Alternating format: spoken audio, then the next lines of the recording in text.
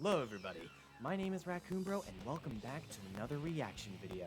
Now I'm very excited about today's episode because we're going to be doing for the first time an episode on one of my favorite series on the internet. And admittedly, I really wish I had done one for these sooner because of how much I adore the series so much. But I am of course referring to Death Battle. It's one of my personal favorite web series because I love the amount of time and dedication that goes into researching these characters. I love the interactions and voices of Wiz and Boomstick. The animations are incredible and some of my all-time favorite fight scenes. And this show is what got me into the Versus community and helped introduce me to so many different people. It's why I voiced Nate on Free For All. It's why I voiced Scott Pilgrim on that Scott vs. Geo animation, which is one of my favorite projects I've ever been a part of. And it's also why I'm going to be part of a few secret projects that I can't talk about right now. But today, what I can talk about is our episode, Mechagodzilla vs. Dragonzord. And full disclosure, I know nothing about either of these two. I've never seen any Power Rangers shows or movies. I've never seen any Godzilla movies. In fact, the only Godzilla movie I've seen part of is the American one with Matthew Broderick. To give you a pretty good idea of how much I know about these guys. So even though I'm going in with little to no investment, I am not completely blind because I do have an idea of who will win based on the reactions I've heard from those I am associated with and also the previews that I watched, and it looks like Mechagodzilla might have this one. She just seems to have a lot more weapon versatility, more destructive capability, and that Absolute Zero Cannon is probably one of the deadliest weapons I've ever seen, and I'm not sure Power Rangers have the defenses for that, but hey, maybe Tommy Oliver will surprise me. I kind of hope he does because he's being voiced by Nicholas Andrew Louis. This guy's pretty much a Death Battle veteran at this point. He voiced Sonic the Hedgehog and Ben 10, who are part of two of the more controversial episodes of the show, admittedly, but he did a really good job in both of those. However, he also lost in both of those, and he might lose again based on what I've heard. And when you do a voice for a character on a show like this, even though it's an honor to be a part of it, of course, you really want to win. And you don't want to be like Gianno Montegrano, who has voiced Nathan Drake, Sweet Tooth, and Lex Luthor and lost all 3 times. You want to be more like Kaiji Tang, who's voiced Aquaman, Samurai Jack, and Zero, and they all won their battles. So I'd feel pretty good about myself if I were him. Honestly, though, I'd feel pretty good about myself if I were Gianni too. I would just be blessed to be a part of the show at any capacity. But aside from that, I guess in that regard, I'll be rooting for Dragonzord so that Nicholas can finally get a W on his records. But I am betting on Mechagodzilla to win this one. So, with all that out of the way, let's get in to the video. Right, here we go. Oh man, this is gonna be exciting. Oh, I am so ready for this because I've been waiting for a 3D battle for a while. Whether they are benevolent deities or harbingers of doom, dragons. I love dragons. Hell yeah, especially the robot kind. Yeah, The dragons. Dragonzord, piloted by the Green Power Ranger. And Kiru, the dangerous and mysterious Mechagodzilla. He's Wiz and I'm Boomstick. It's our job to analyze their weapons, armor, and skills to find out who would win a death battle. You haven't told, I'm a big fan of this show. After being stuck in a garbage can for 10,000 years, the evil Rita Repulsa was understandably pretty pissed. So she decided to destroy the world. Hey, I'd be mad too, but that's a hell of a hot take. And so Earth's guardian Zordon. I almost tried to do a Rita impression. I realized that would be a bad idea. Teenagers would defend the planet with their dinosaurs. They were the Mighty Morphin Power Rangers. You'd think a bunch of kids in spandex would have a tough time fighting an ancient witch, but they got used to taking out her weekly monsters. Weekly pretty quick, monsters. Like a normal 9 to 5, just with giant robots. But I mean, Rita had you got a plan. schedule. If You gotta her keep it creatures weekly. did not defeat the heroes, she would create her own ranger. The Green Ranger, along with his robo-reptile, the Dragonzord. I love that thing's a whistle. Or, no, a flute. It's a flute. Don't at me. At 90 meters tall and nearly 200 tons, the Dragonzord proved a match for the other Rangers, even their Damn. Megazord. Dragonzord's got a heavy-duty Semi-sentient. arsenal, like finger What's that missiles. mean? It's like flicking the gunk from under your nails at people, but it explodes. Why do you have gunk under your fingers? To flick it, people. Duh. That fin isn't just a cool headpiece. It shoots energy waves. And if D-Zord feels like stomping around, watch out for literally shocking earthquakes. Despite such long-range weaponry, the Dragonzord seems best suited to fighting up close with its strong grappling arms and highly flexible drill tail. This drill is so impressive, it cut through a cocoon prison even the supposedly superior It's not a very Megazord big couldn't arsenal. Yeah, that thing's 5 Zords in one. Guess teamwork doesn't always make the dream work. The Dragonzord's pilot has even bested the other Rangers in combat Wow. on his own. Luckily, they helped him break free from Rita's control, and he eagerly joined their fight against the So how does he forces of become the evil. White Ranger? This is Tommy Oliver. Tommy wasn't just some rando off the street. This guy is an expert martial artist and super dedicated to ranger work. So much so, he kept wearing the tights for years and even mentored other teams. He Cool. summons and controls the Dragonzord with the Dragon Dagger by playing it like a flute. Yeah, flute. Wait, are all knives secretly Don't do it, flute? Boomstick. They've never, not been flutes. Oh my god, really? Don't do it. Wait a minute, why didn't this come up in poultry science class? Chickens don't like music? How stupid do you think I am? Chickens love music! God, this is what they mean by a sharp The facial expressions are getting a As the lot Golden better on Ranger, this show. Tommy draws power from a universe-spanning energy called His the cartoon. Morphin Grid. His grid connection powers the Dragonzord too. He's a superhero and a battery. Though, like most other Zords, enough damage can disrupt the Dragonzord's connection to the Morphin Grid and take it down for good. But good luck trying. The Dragonzord is super strong. It made short work of Rita's monsters and even beat the Megazord, which has an average power output of 50,000 megavolts. That's the same kind of power as a nuclear Oh my god, warhead. what? The Megazord was strong enough to punch a 10,000-ton monster about 40 Love this meters off the episode. ground. A punch worth 90 million newtons of force.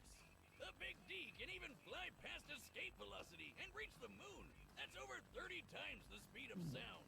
The Dragonzord is also extremely durable, possibly more so than any other individual Zord of its generation. The Megazord once threw it So into long, this Gay mountain, Bowser! which shattered. By comparing the known size of Dragonzord's foot to said mountain and applying the energy necessary for violent fragmentation against rock, we determined the destructive force to be worth more than 350 See, this is the shit I'm tons talking of about when it TNT. comes to research. They're so Damn, good at it. The Big Dragon held its own against the upgraded Thunder Megazord and even one-shot the White Tiger Zord, Oh. which was supposed to be its better Ah. in every way. While it's unlikely the Dragonzord could actually defeat the Thunder Megazord on its own, it certainly stands a chance with its ultimate form. Awesome. That's right, it's got a semi-Megazord mode of its own. While each Power Ranger has their own Zord, there's been a few times when a Ranger has called on other Zords, not to pilot directly, just to combine with theirs. And so, Tommy can summon the Mastodon, Triceratops, and Saber-Toothed Tiger Zords to form Dragonzord What? Fighting Mode. Or Battle Mode.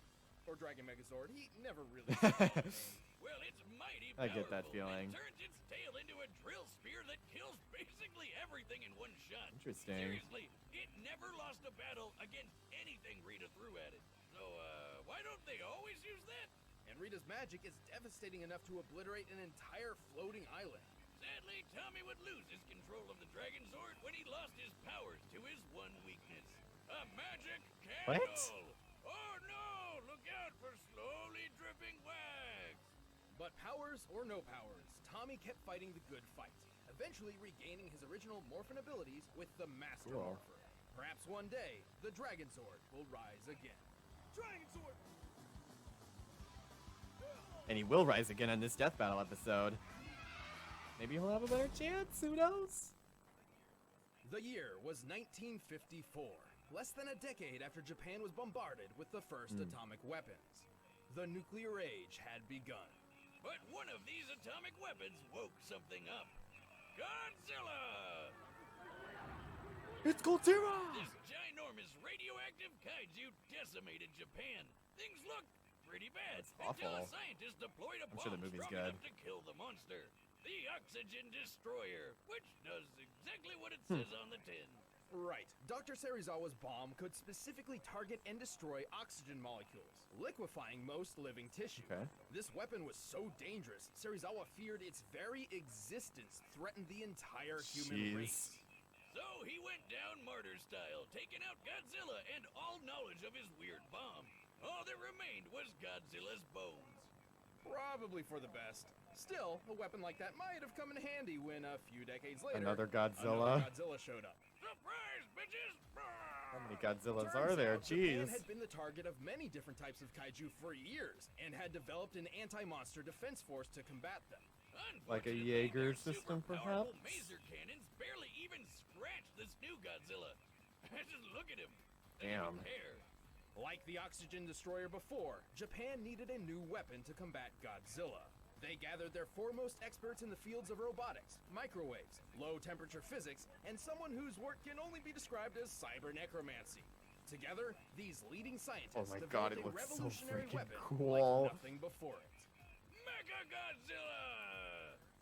Sure, technically this isn't the first Mechagodzilla we've seen, but it's certainly the deadliest and the Oh most my God, unique. so So much so, it was given its own distinct name.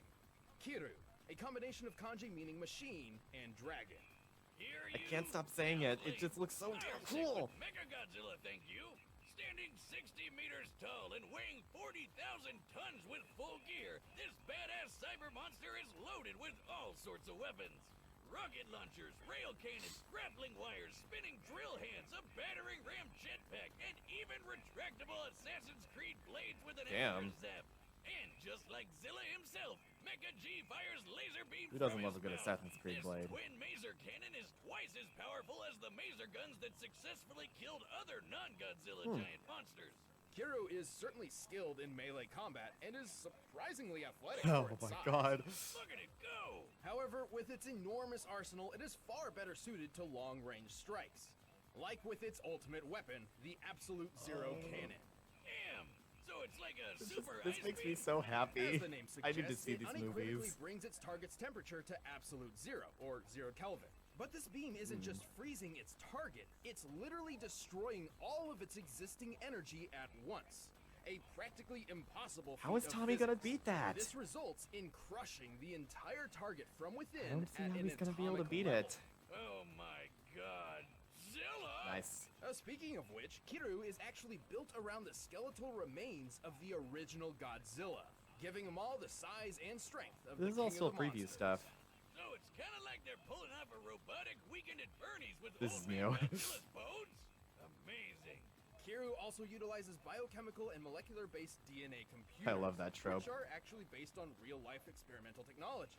This infused Godzilla's own DNA to improve operation speeds and give Kiru subconscious motor control. Sort of a simple AI, which lets it perform some limited actions on its own. Exactly like my own Cyber Goose. With the skeleton of a goose and some extra parts I had lying around, I say he's a masterpiece of modern science. Well, he's got two heads now, so do we call him a goose or a geese? It's a goose. Just one goose. But two heads make two goose, therefore a geese. It's a goose! Oh yeah, this version is much better. Kiru is piloted by Lieutenant Akane Yashiro, a longtime member of the Anti-Megalosaurus Force, and your standard self-loathing anime protagonist. She thinks she's worthless because she has no parents and accidentally got some of her friends Wow, killed. she's tiny. So now nobody really likes her, which is real bummer. Oh yeah, they got a Hey, Japanese cheer voice up, actress. lady. That's really We get to awesome. fight giant lizard with a big ass killer robot, and that's freaking awesome. Akane doesn't technically pilot from within Kiru, but rather from a nearby jet plane, the AC-3 White Interesting. Heron, which can fly over 900 kilometers per hour. Under Akane's control, Kiru has battled Godzilla several times, and always came out Nice. on top. But plot twist, Akane isn't Mechagodzilla's only pilot. It turns out there's someone else behind the controls. A ghost in the machine. It's the spirit of the original Godzilla. Surprise again, bitches! It's Ghost Robot. Okay. The DNA mind of Godzilla can wrestle the mech from Akane at any point, causing her to lose complete control. Giving the king another chance to trash Japan again. Always fun to relive the Uh-oh. good days.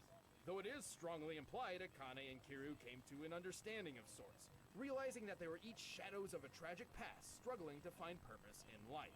Like college roommates. Regardless of who is steering the ship, Kiru is an extremely tough machine. He's lifted and thrown Godzilla around like a sack of potatoes, and this version of the Big G weighed 25,000 Damn. tons.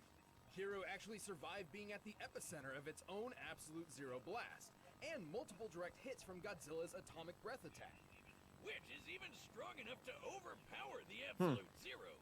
Kiryu is even fast enough to dodge the atomic breath, which, based on this instance where an older Mechagodzilla forced the beam into space, likely travels faster than Mach 2 speeds. Kiryu itself could also fly from Alaska to the middle of Russia while carrying another kaiju in just a few minutes. Given how quickly Kiryu's fuel burns in flight, in order to make it, Kiryu was likely flying around Mach 40. But that's sadly the Mecha Monster's biggest flaw. Its battery life is worse than the goddamn Nintendo. While the White Herons can use microwave tech to recharge Kiryu on the fly, a Too full true, charge man. only runs for about 2 hours at most. And using more intensive features like jet flight and the Absolute Zero cannon drains it much, much faster. In fact, just one use of the Absolute Zero drains 40%. But who cares? When he's so badass, he can tear you apart in just a few minutes. With all this power at his metal fingertips, this is one epic machine. No man or beast stands a chance against the might of Mechagodzilla. Okay. That battery thing might be a potential factor. I'm still gonna go with Mechagodzilla though. It seems like it just seems like Mechagodzilla is too powerful for Dragonzord to handle. Dragons! Yeah! Oh yeah! Also, a lot of people are pissed that there's no setup to the fight for this one, but I'm fine with it. It just means that we get to the action sooner, and plus it probably saves on time and money. Alright, here we go! Oh, so beautiful! I knew there would be subtitles.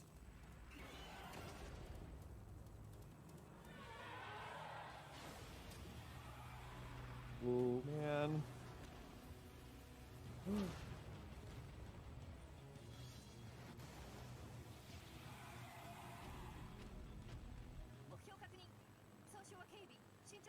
Yeah!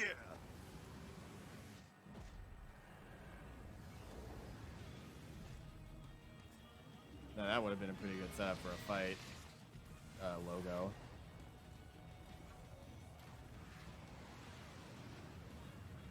Oh, man.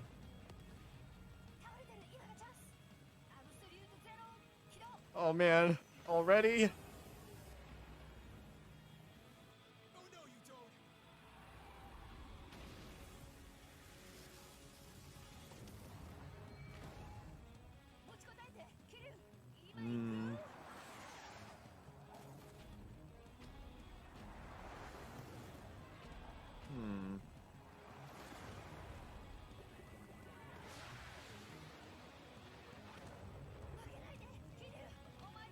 Oh, man.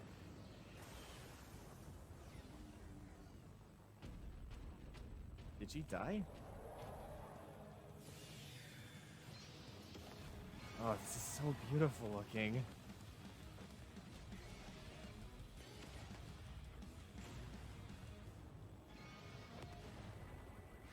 Tommy hasn't really gotten to talk that much.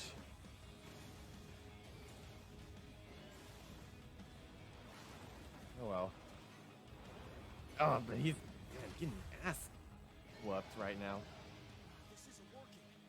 We need more power!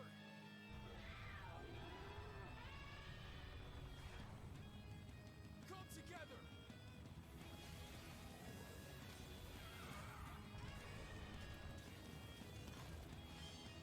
Oh boy. Buddy mode, powered up and ready for action! Let's finish this!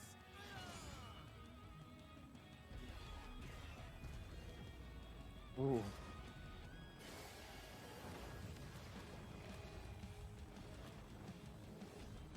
Oh, it's a weapon that never loses.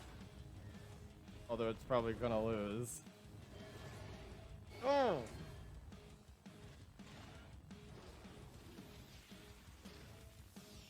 Oh. Nope.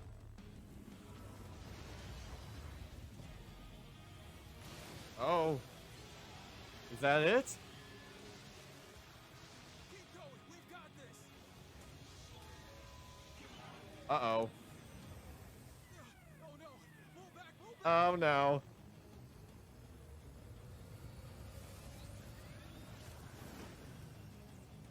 Yep.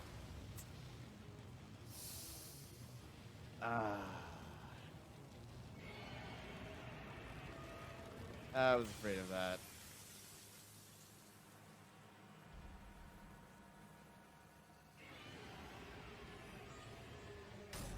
So is Akane dead? Oh man, talk about a close one. Finding the victor here wasn't easy. Both have performed amazing feats of strength and durability, and both wielded massive arsenals of unbelievable devastation. Akane definitely proved herself fighting Godzilla a few times, though Tommy did have way more experience piloting mechs and fighting monsters for years and years. Plus, he's a friggin' superhero. But while skill and experience are incredibly important, it doesn't always triumph over raw power. That's what she said. God. Compared to Kiru, the Dragonzord was rather lightweight, with far less impressive feats of strength. Yeah, well, Dragonzord could match the Megazord, who could lift a 10,000-ton monster. Mechagodzilla tossed around a 25,000-ton Godzilla, more than double the weight. Mecha G certainly had the advantage up close. And also from a distance. Kiru's arsenal was overall better suited to long-range combat thanks to a wider assortment of missile and beam weapons. Simply put, Kiru possessed more options for controlling and ending this fight. Like how they both had instant kill moves, but only one of those depended on getting right up close. Plus, while fighting mode's max power wasn't too clear, it could compete with the Thunder Megazord and Rita herself. Remember how Rita blew up an island? Easily one of the most impressive destruction feats in the Ranger's early years. Based on this image, we can measure the exact scale of the island. To blow that shit up, you'd need a blast of at least 2.6 gigatons of TNT. So Dragonzord's Ultra Drill Staff was likely in the same ballpark in terms of power output. However, this pales in comparison to the Absolute Zero Cannon. Here, it's destroying the real-life Prince Hotel New Tower and several surrounding buildings. Using the known scale of these structures, the energy output to destroy them must equal 128 teratons of TNT. Oh my god, what? That's over 49,000 times more powerful. And don't forget, Mechagodzilla once survived being in the middle of this blast. There was no way Dragonzord could put down this tough son of a Zilla. Dragonzord's arsenal and Tommy's skills certainly made this an intense match, but they were clearly outclassed by Kiru's awesome power and unwavering durability. I'm just glad they didn't let the fight drag on. The winner is Kiru. Mechagodzilla! All right. Hey, thanks for watching I'm this excited. episode. If you I want can't the wait to battle see what's music for next. yourself, you can get it by clicking the link in the description below. And check out on the right side of the I screen. know that next to Strutton Ben, you worked can on watch this more one, stuff. so.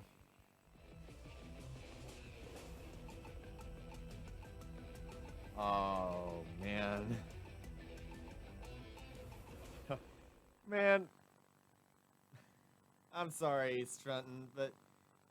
hang on a sec. Okay, so, first off, that battle was amazing, and I'm sorry, I know that people really like anime battles, and that we've been getting a lot of comic and video game stuff, so we need variety, but I don't give a flying F about either of these two coming up. I don't even know what anime Hey is from. Like, is it... Like, if I guess what it is, I'm just gonna sound like an idiot. I just know the name and nothing else. And I don't give a flying crap about Naruto either, so... it's gonna be a good episode, but, whatever. But hey, in the meantime, this battle was absolutely amazing. It had some of my personal favorite...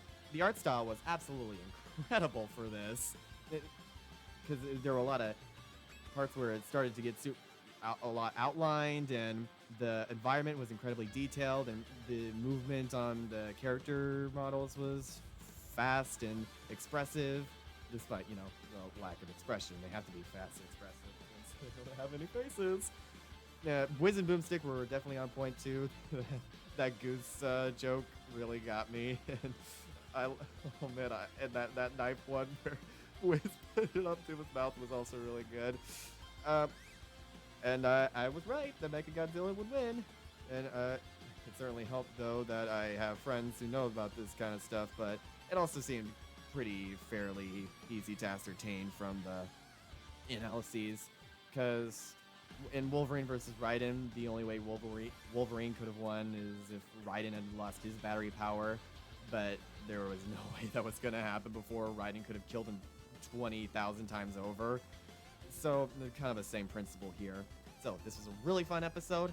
I may not be looking forward to next time, but obviously I'm still going to watch it and also react to it too. And if you guys want to see more reactions like this one, let me know how it worked. And last time, I don't think I had my mic turned on, so that wasn't really what my mic sounded like. This is actually what my mic is going to sound like for reaction to videos, and I think it's going to be much more pleasant to listen to than the echo chamber that is all my other videos. So thank you all for joining me, and I'll see you all next time. Take care.